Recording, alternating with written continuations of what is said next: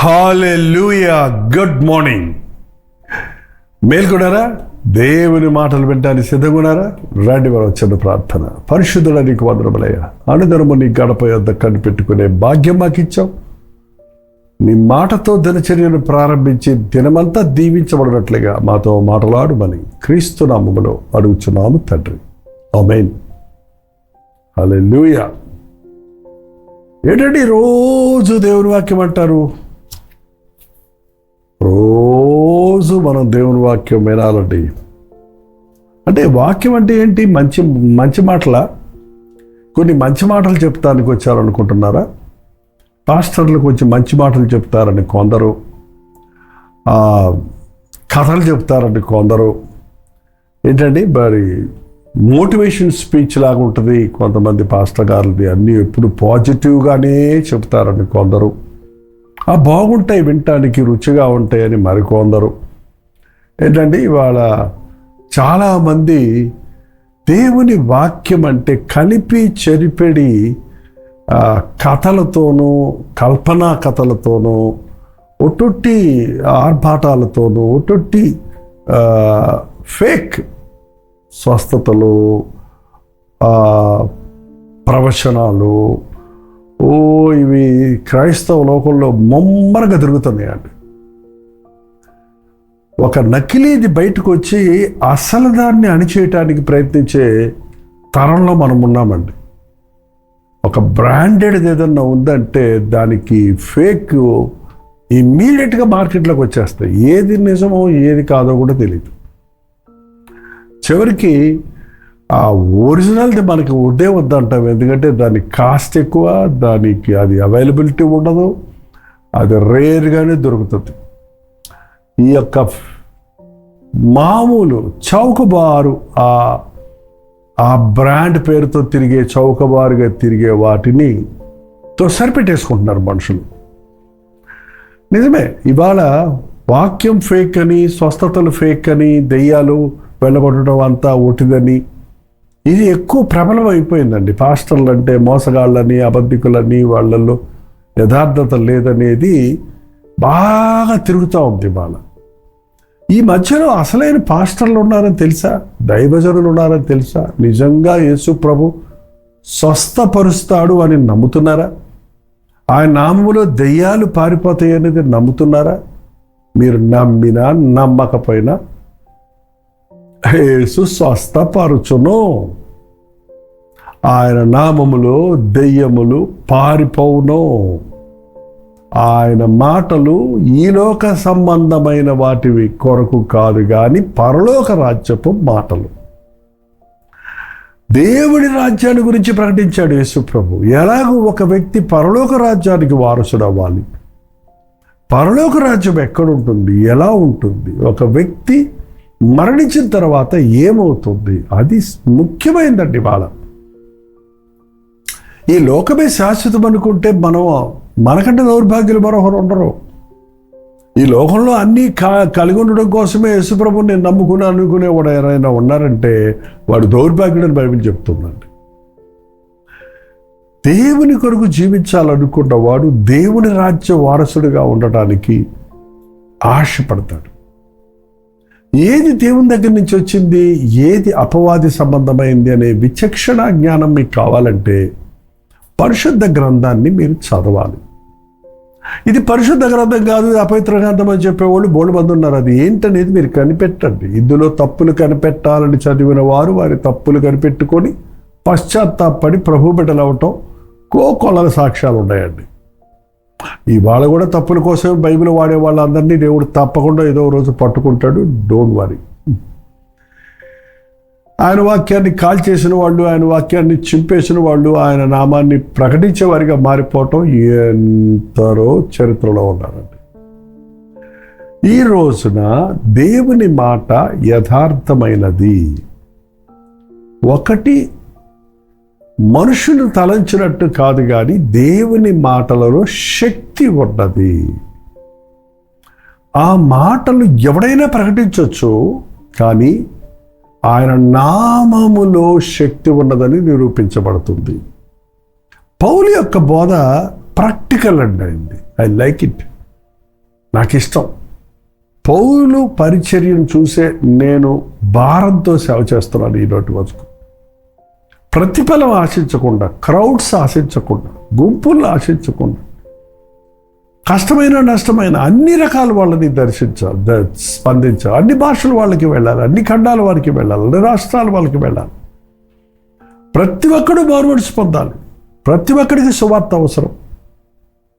ఆ ప్రయత్నంలో ఆయన ఎఫ్ఎస్సిలోకి వచ్చినప్పుడు అక్కడ చాలామంది ఆయన్ని స్వీకరించారు, కొంతమంది ఆయన్ని ఎదిరించారు. మీరు ఎదిరిస్తే ఎదిరించండి, స్వీకరిస్తే స్వీకరించండి.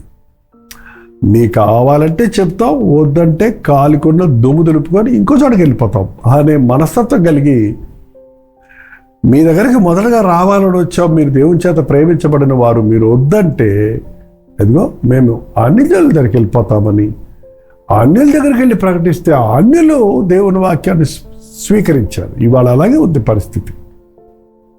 క్రైస్తవులకి క్రైస్తవ బాధ చులకడైపోయింది. క్రైస్తవులు విమర్శించుకుంటూ దేవుని నామానికి సిగ్గు వచ్చింది, ఎవరో చేశారని నువ్వు సిగ్గు తీసుకొచ్చే స్థితిలో ఉంటే ఏం ప్రయోజనం చెప్పండి brothers and sisters or whoever you are. నిజమైన సేవ ఉంది, అది అగ్ని పరీక్ష రోజు తెలుస్తుంది. మనుషులకు కనబడే సేవ కాదు అది. మనుషుల తీర్పుకు సాక్ష్యాలకు అవసరం లేదు అది. అది దేవుడు ఏర్పరిచిన మాట. పౌలు దేవుని చేత ఎందుకంటబడ్డవాడు. ఎన్ని వ్యతిరేకాలు వచ్చాయి, అది దేవుని చేత కాదనుకోలే. అన్ని ఎదుర్పులే వచ్చాయి, ఎన్ని ఆటంకాలు వచ్చాయి, ఎన్ని అపహాసాలు వచ్చాయి, ఎన్ని సమస్యలు వచ్చాయి. మీరు కూడా ఒకసారి ప్రభువుని నమ్ముకున్నప్పుడు మీకు నిందలు వస్తున్నాయి, అవమానాలు వస్తున్నాయి, బాధలు ఎక్కువైపోయినాయి, ప్రభువుని నమ్ముకున్నాక చెప్తుంటారు చూసారా. కంగారు పడకండి, ఖచ్చితంగా వస్తాయి. అది దేవుని పద్ధతి. దేవుడు చెప్పాడు, మీరు లోకం మిమ్మల్ని ద్వేషిస్తే ఆశ్చర్యపడద్దు. లోకం మీకంటే ముందు ద్వేషించింది, మీరు నా వారు కాబట్టి మిమ్మల్ని ద్వేషిస్తుందని ముందే చెప్పాడు కదా. అందుకే మనుషులు మీ మీద చెడ్డ మాటలు చెప్పినప్పుడు, మిమ్మల్ని నిందించినప్పుడు, హింసించినప్పుడు మీరు కూర్చొని ఏడవలేదు, సంతోషించండి, పరలోకంలో మీ ప్రతిఫలము అధికమవుతుంది. ఎఫెసీయులకు రాసిన పత్రిక 19వ అధ్యాయంలో ఒక సంభవాన్ని చూస్తున్నాను చూడండి. 11వ వచనంలో, మరియు దేవుడు పౌలు చేత విశేషమైన అద్భుతములు చేయించను, అతని శరీరమునకు తగిలిన చేతిగుడ్డలైనను నడికట్లైనను రోగుల యొద్దకు తెచ్చినప్పుడు రోగములు వారిని విడిచెను, దెయ్యములు కూడా వదిలిపోయాను. అందుకని చేతురుమాల వ్యాపారం చేయమని దేవుడు చెప్పాల. అందుకని నూనె బాటిల్స్ అమ్మమని ప్రభు చెప్పాల. కొందరు చేస్తున్నారు, అందుకే దేవుడు నామానికి సిగ్గు వస్తుంది. బట్ దేవుడు నీ చేత నా చేత తన శక్తిని బయలుపరచడానికి ఆయన ఆశపడుతున్నాడు. నీకున్న విశ్వాసమును బట్టి నీకు స్వస్థత కానీ, ఆ చేతిగుడ్డలో కానీ, ఆ నూనె బాటిల్లో కానీ అద్భుతం ఏమీ లేదు. యేసు ప్రభువు నామములో ఉన్న శక్తిని బట్టి, నీకున్న విశ్వాసమును బట్టి నీకు మేలు కలుగుతుంది. నువ్వు విశ్వసించుకుంటే, సవాల్ చేయడానికి వాడితే నీకేమీ జరగదు. ఈ రోజున అనేక మంది ఇటువంటి పరిస్థితుల్లోనే దేవుని దగ్గర నుంచి ఏమీ పొందలేకపోతున్నారండి. ఆయన ప్రార్థన చేస్తున్నప్పుడు చాలా అద్భుతాలు, యేసు నామం అన్నప్పుడు అద్భుతాలు జరుగుతున్నాయి. అక్కడుంది కొంతమంది కూడా అలాగే యేసునామాన్ని ఉచ్చాటన చేయడానికి, అలాగే ఇమిటేట్ చేయడానికి, ఎవరిలాగా పౌల్లాగానే దెయ్యాల కొట్టి పౌల్లాగానే సేవ చేస్తానికి కొంతమంది తలపట్టారు. ఓ భయంకరమైన దెయ్యాన్ని వెలగొడటానికి వెళ్ళినప్పుడు ఆ దెయ్యం అందంట, పౌలుని నేను ఎరుగుదును, యేసుని నేను ఎరుగుదును, నువ్వెవడెవరా, నువ్వు యేసు నామాన్ని ఉపయోగిస్తున్నావు, నీ బతుకు నాకు తెలుసు అని వాళ్ళ మీద పడ్డప్పుడు వాళ్ళు పరుగులెత్తి పారిపోవాల్సి వచ్చిందని బైబిల్లో ఉంది. ఇమిటేట్ చేయటం అనేది ఎప్పుడు కూడా మంచిది కాదండి. దేవుడు నీకు శక్తి ఇస్తే స్వస్థపరచు. నీకు విశ్వాసం ఉంటే వారి కొరకు ప్రార్థించు. వారికి విశ్వాసం ఉంటే వారు స్వస్థపడతారు, అంతే. నేను చాలామంది కోసం ప్రార్థిస్తా, అందరూ స్వస్థపడరు, కొందరే స్వస్థపడతారు. కారణం మనం ప్రార్థించిన దాన్ని బట్టి కాదు, వారు విశ్వసించిన దాన్ని బట్టే మేలు కలుగుతుంది. ప్రభు దగ్గరికి వచ్చిన వాళ్ళకి అదే చెప్పాడు కదా, నీ విశ్వాసము నిన్ను స్వస్థపరిచింది. ఎంతమంది మీరు ఈ రీతిగా వాక్యం వింటున్నారు? అందరూ మేలు పొందలేదే, కొందరు ఎంతో మేలు పొందుతున్నారు. ఎన్నో ప్రార్థనలకు జవాబులు దొరికాయని సంతోషంతో సాక్ష్యం ఇస్తున్నారు. దానికి కారణం మీరు విశ్వసించారు. మా మాటలు కాక అవి దేవుని మాటలుగా విన్నారు. మా మీద కాక మీ కొరకు ప్రాణమిచ్చిన ప్రభువునందు మీరు విశ్వాసం ఉంచారు. కాబట్టి మీ విశ్వాసం మీకు అద్భుతాలు జరిగించింది. పౌలు పరిచర్య చేస్తున్నప్పుడు ఎన్ని అద్భుతాలు జరిగాయంటే ఆ ప్రాంతంలో ఉన్న వారందరూ కూడా అద్భుతముగా దేవుని వైపు తిరిగారు. 19వ అధ్యాయం 18వ వచనంలో, విశ్వసించిన వారు అనేకులు వచ్చి తాము చేసిన వాటిని తెలియచేసి ఒప్పుకొనిరి. అనేకులు ప్రభువుని మేము నమ్మిన మూలాన మాకు ఈ స్వస్థత జరిగింది, మాకు ఈ మేలు జరిగింది, మాకు ఈ కీడు తప్పింది, మాకు ఈ శ్రమ తప్పింది, నాకు మరణం తప్పింది అని వాళ్ళందరూ వచ్చి వాళ్ళు చెప్పారు సాక్ష్యం. ఆ రోజుల్లో ఈ రోజుల్లో అలా కెమెరాలు లేవు. ఇప్పుడు కెమెరాల కోసమే స్వస్థత సాక్ష్యాలు. కెమెరా కోసం సెటప్ చేసుకుంటాం వల్లనే ఇవాళ ఎంత నవ్వులు పాలైపోతుందండి. మనం చేసే సేవ మనుషులకు చూపించుకోవడానికి కాదు, ప్రభువు చూసి మెచ్చటానికి, మేలు పొందిన వారు దేవుణ్ణి ఘనపరచడానికి, దేవునికి సాక్ష్యం ఇవ్వడానికి. యేసు అలా చేసినప్పుడు మరియు మాంత్రిక విద్య అభ్యసించిన వారు అనేకులు తమ పుస్తకములు తెచ్చి అందరి ఎదుట వాటిని కాల్చివేశారు. బైబిల్ కాల్చేసేవారలారా, మాంత్రికులు అనేకులు వాళ్ళు చదివి నేర్చుకున్న తత్వాలు, మంత్రాలు, అవి ఇవి చాలా వెలతో కూడినటువంటి రకరకాల పుస్తకాలు తిరగేస్తుంటారు. కొంతమంది అన్వేషణ చేస్తారు. ఇప్పుడు పుస్తకాలు ఎక్కడ చదువుతున్నారులేండి, ChatGPTయో గూగుల్లో వెళ్ళిపోయి ఎతికేస్తున్నారు. అక్కడ ఏదో ఉన్నా అది కూడా మనుషులు పెట్టినానండి. అందులో మనకి సరైన సమాధానాలు దొరకవు. సమాధానం ప్రభు సన్నిధిలో దొరుకుతుంది, దేవుని వాక్యంలో దొరుకుతుంది. దేవుని వాక్యం ఎరిగిన వాడు మరో పుస్తకం ముట్టుకోడండి.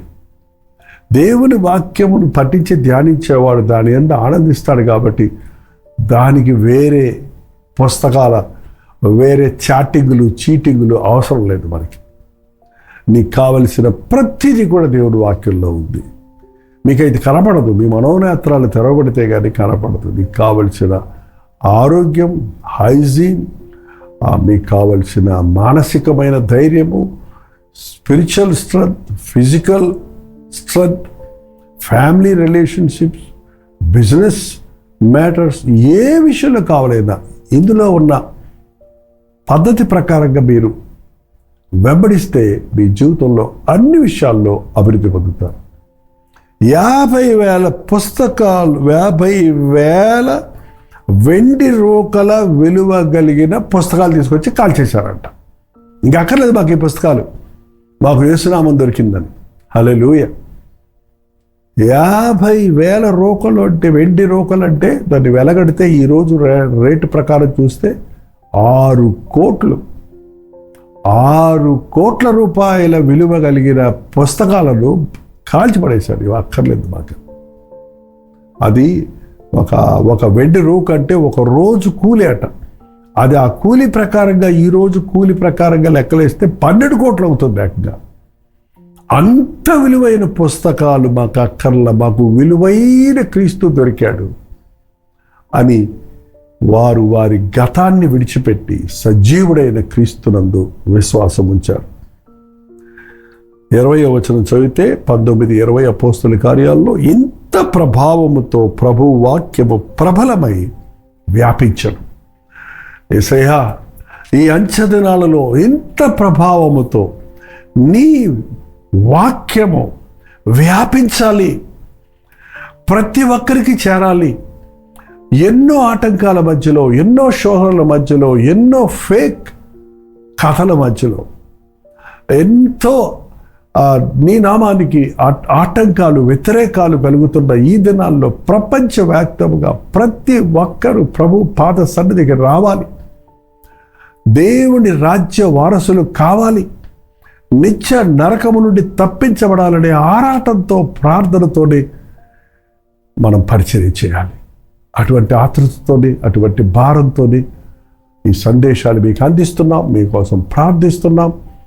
మనం ప్రజలందరి కొరకు ప్రార్థించాలని, అధికారుల కొరకు ప్రార్థించాలని, జనాంగాల కొరకు ప్రార్థించాలని, దేశాల కొరకు ప్రార్థించాలని. ఏ ఒక్కడు నశించటం ఇష్టం లేదన్న ప్రభువు ప్రతి ఒక్కరిని రక్షించాలని ఆశపడుతున్నాడు కనుక ఈ అంచె దినాలలో పరిశుద్ధాత్మని కార్యాలు ముమ్మరంగా జరుగునట్లుగా ప్రార్థిద్దాం. ప్రార్థన. పరిశుద్ధుడ, ప్రేమగల్ల తండ్రి, ప్రభావం లేని సేవ, ఆత్మకార్యాలు జరగని పరిచర్య కాక నీ వాక్యము వెల్లడేగుటతోనే వెలుగు కలుగునన్నావు. వ్యతిరేకముంచేవారు వారి కఠిన హృదయాలు కడుగునట్లుగా పరిశుద్ధాత్మ కార్యమును జరిగించుము నాయన. తలుపులు మూయబడితే మరొక చోట నీ సువార్తను ప్రకటించాలని పౌలు ఎలాగూ ఒక చోట నుండి మరొక చోటకు వెళుతూ మరణం వరకు నీ సేవకుడిగా నిన్ను మహిమపరిచాడు. అటువంటి జీవితాలు మాకు, ఈనాటి సేవకులమైన మాకును దయచేయి. మనుషుల మెప్పుల కొరకు, గొప్పల కొరకు, డబ్బుల కొరకు కాక నా కొరకు ప్రాణమిచ్చిన నా యేసయ్యకు నేను రుణపడి ఉన్నాను. ఆయన నామాన్ని నేను మహిమపరచాలి. ఆయన ఆజ్ఞను శిరసావహించి ఏ ఒక్కడు నశించకూడనట్లు సర్వ సృష్టికి సువార్తను ప్రకటించాలనే భారం కలిగి ఉండటకు సహాయం చేయమని, నీ వర్తమానమును అంగీకరించి విశ్వసించిన వారి జీవితాలలో అద్భుతాలు జరిగించి వారిని కూడా ఆత్మల చాలరులుగా చేసుకొనమని యేసు క్రీస్తు నామములో అడుగుచున్నాను తండ్రి, ఆమేన్. మన తండ్రి అయిన దేవుని యొక్క ప్రేమయు, కుమారుడైన క్రీస్తు యొక్క కృపయు, ఆదరణకర్త అయిన పరిశుద్ధాత్మ యొక్క సహవాసములు కూడి వచ్చిన మనందరికీ ఇప్పుడును సదాకాలము తోడయుండును గాక, ఆమేన్. దేవుని స్తోత్రం. మీ ప్రార్థనా సత్తుల భారాలు 9540 వచ్చిన నెంబర్కి, మీరు ఇతర దేశాల్లో ఉంటే 91001000 నెంబర్కి ఒక టెక్స్ట్ లేక వాయిస్ మెసేజ్ ద్వారా వాట్సాప్ పెట్టండి. మీ నిమిత్తమై మేము ప్రార్థిస్తున్నాం, మీరు కూడా ప్రార్థించండి. దేవుడు అద్భుతాలు జరిగిస్తాడు. ఈ అంచె దినాలలో పరిశుద్ధాత్మని కార్యాలు ముమ్మరంగా జరిగినట్లుగా మీ వ్యక్తిగత ప్రార్థనలు గుర్తుపెట్టుకోరండి. ప్రభువును పట్టుకోరండి, ఆయన వాక్యాన్ని పట్టుకోరండి. మనుషులను చూడకండి, పరిస్థితులను చూడకండి, యేసు వైపు చూస్తూ ముందుకు సాగండి. ప్రభుచిత్తమైతే మధ్యాహ్నం 3 గంటలకు హెచ్చరిక, అలాగే రాత్రి 9 గంటలకు కలువరి ప్రతి తోడిలో మళ్ళీ కలుసుకుందాం. అంతవరకు దేవుడు మహాకృప మీకు తోడేడు గాక.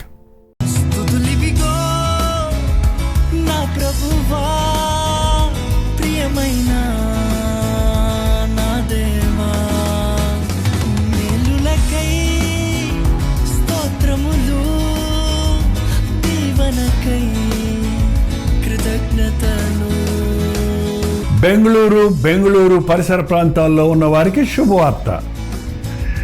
ప్రతిరోజు దేవుని వాక్యాన్ని అనేక భాషల్లో వింటున్న మిమ్మల్ని ముఖాముఖిగా చూడాలని, మీకోసం వ్యక్తిగతంగా ప్రార్థించాలని బెంగళూరు వస్తున్నాం. ఫిబ్రవరి 16వ తారీఖున మధ్యాహ్నం 2 గంటల నుంచి 5 గంటల వరకు, 6 గంటల నుంచి 10 గంటల వరకు జరిగే ఈ 2 సెషన్స్లోనూ పాల్గొనడానికి సిద్ధపడరండి. మిమ్మల్ని ముఖాముఖిగా చూసి వ్యక్తిగతంగా మీకు ప్రార్థించాలని, దేవుని వాక్యమును ధ్యానించి మనమందరం కలిసి దేవుని సన్నిధిలో ఆనందించాలని ఈ 1 డే గెట్ టుగెదర్ను ఏర్పాటు చేస్తున్నాం. రండి, కుటుంబాలుగా తరలి రండి. ప్రభు సన్నిధిలో మనందరం కలిసి ఆయన వాక్యాన్ని ధ్యానిద్దాం, ఆయన్ని ఆరాధిద్దాం. మరి ముఖ్యంగా మీ సాక్ష్యాలు వినడానికి, మీ కొరకు ప్రార్థించడానికి నేను ఎంతో ఆశ కలిగి ఉన్నాను. సోషల్ మీడియా ద్వారా, టెలివిజన్ ద్వారా వాక్యం వింటున్న మిమ్మల్ని ముఖాముఖిగా చూసి బలపరచాలని ఎంతో ఆశతో ఉన్నాం. తప్పకుండా రండి. బెంగళూరులోని హడ్సన్ కమ్యూనిటీ సెంటర్లో, సిఎస్ఐ కాంపౌండ్లో ఈ 1 డే గెట్ టుగెదర్ జరుగుతుంది. మరిన్ని వివరాలు కావాలంటే 8939393939 నెంబర్కి మీరు కాల్ చేయండి, లేకపోతే మీరు చూస్తున్నటువంటి నెంబర్లకు వాట్సాప్ పెట్టండి. లింక్ మీకు పంపిస్తారు. తప్పక వస్తారు కదా.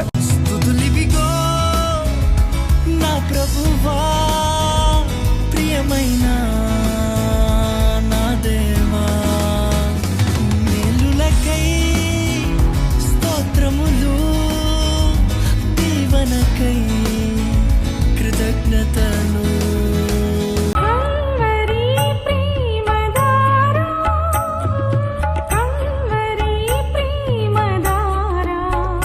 కల్వరి ప్రేమధార అనే మా ద్విమాస పత్రికను ఈ మధ్య త్రైమాస పత్రిక అంటే 3 నెలలకి ఒక్కసారి మాత్రమే ప్రింట్ చేయగలుగుతున్నాం.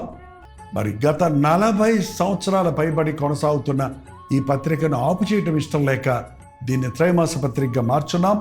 మీరు కల్వరి ప్రేమధార పత్రికను చదువుతున్నారా? ఒక ఉచిత పత్రిక కావాలంటే ఇవ్వాలే మీ పేరు, చిరునామా, అడ్రస్తో పాటు ఇంటి నెంబర్తో పాటు క్లియర్గా పంపించండి. తప్పకుండా ఒక ఉచిత పత్రికను మీకు పంపిస్తాం.